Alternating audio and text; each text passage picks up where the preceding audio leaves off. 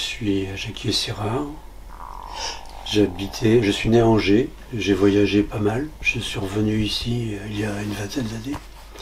La peinture m'a toujours suivi, mais pas forcément d'une manière première. C'est plutôt l'écriture qui était au départ mon moyen d'expression. Et puis j'ai fait des livres d'artistes avec des amis peintres. Et ça m'a donné l'envie de recommencer. Donc j'ai recommencé la peinture il y a, quand je suis arrivé à Angers, il y a une vingtaine d'années. Mais c'est un art qui part de l'écriture, du graphisme, de la calligraphie aussi. Et pour moi, la peinture c'est une écriture sans les mots. Et à l'inverse, l'écriture c'est une peinture sans les mots. J'ai des amis qui sont écrivains, qui envient les photographes, qui envient les peintres, parce que justement, ils n'ont pas besoin des mots pour dire tout ce qu'ils ont envie de dire. Parce que le problème avec les mots, c'est qu'on ne va jamais jusqu'au bout.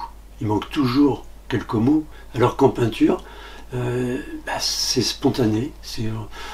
Ça dit tout ce que ça dit d'un seul coup, quoi. Et après, ça dit ce que les autres veulent comprendre. Donc on n'a pas besoin de parler, la peinture parle toute seule. La chapelle est rustique de l'extérieur, et quand on entre dedans, on est dans un ventre blanc. Bon, qui est un peu chargé quand même avec le mobilier et la statuaire, mais elle est très blanche. Et moi je me suis dit, on ne peut pas faire du blanc là-dedans, il va falloir faire de la couleur, quoi. Et puis, quand j'ai étudié un peu plus de près la chapelle, je me suis aperçu qu'elle avait une histoire, que cette chapelle, elle a été reconstruite, elle a brûlé, enfin, elle a vécu beaucoup de vicissitudes. Et donc cette chapelle, elle est toujours debout. L'histoire est passée, et la chapelle est toujours là.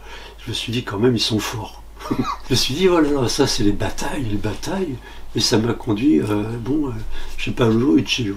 Paolo Uccello, qui est un peintre de bataille. Je me suis dit, moi je vais faire des batailles. Et puis en parallèle, il y a la peste noire. Pour Art et Chapelle, il y a de l'encre de Chine, il y aura de l'encre de Chine, des grands formats à l'encre de Chine, et puis de l'acrylique. Et puis il y a quelques petites sculptures.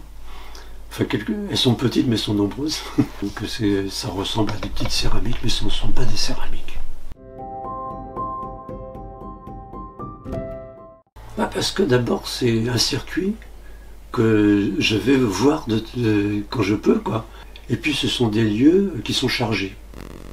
Les peintures sont chargées, les œuvres d'art sont chargées.